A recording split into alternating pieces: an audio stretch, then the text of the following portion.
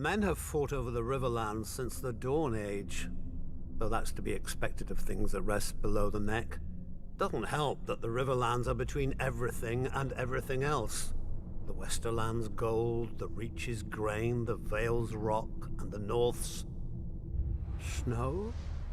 House Mud once ruled as the kings of the rivers and hills, but after 1,000 years their line was exhausted and fell to the Storm Kings, who fell to the Ironborn. I suppose after years of drowning at sea, our rivers look pretty attractive to that race of pirates and rapers. Never mind that their monstrous castle, Harrenhal, was too large to staff and garrison. It turned out the Ironborn wouldn't be there long enough to bother. Aegon Targaryen landed to our south, and, as had many before him, liked the look of the Riverlands. My ancestor Edmund Tully led the desertion of Riverlords to his cause, and was rewarded by getting to watch King Harren burn in his own tower. Unfortunately, that's not all Edmund got.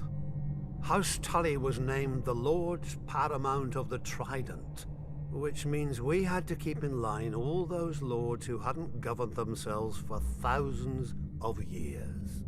We were now responsible for aiding the Malisters at Seaguard against the pouting Ironborn whenever they got cheeky. For settling Harrenhal on families stupid enough to think its curse would skip them after devouring all previous families.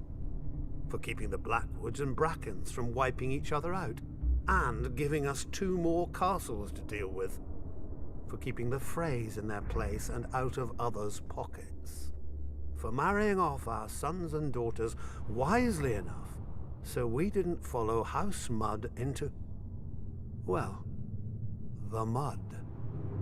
Yet under the Targaryens, the Riverlands knew a peace we hadn't had for centuries, if ever. But like all good things, sooner or later it all goes to shit. And our shit had a name. Aerys Targaryen. Westeros has had its share of Mad Kings, but usually they had the sense not to bully more than one powerful house at a time. Aerys soon blundered into a triple alliance. The North, Stormlands, and Vale rose against him. But of course, where do you think most of the blood was spilled?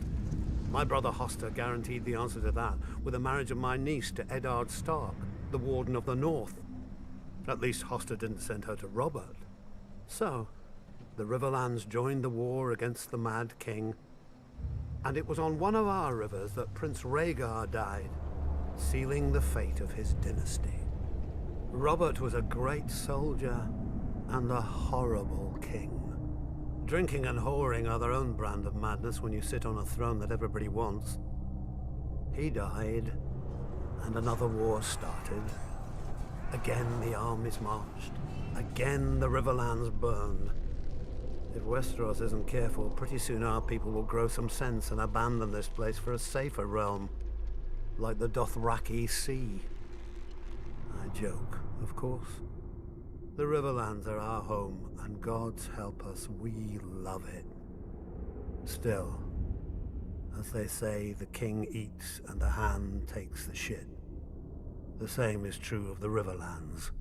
The 7 kingdoms piss, and the Riverlands change clothes.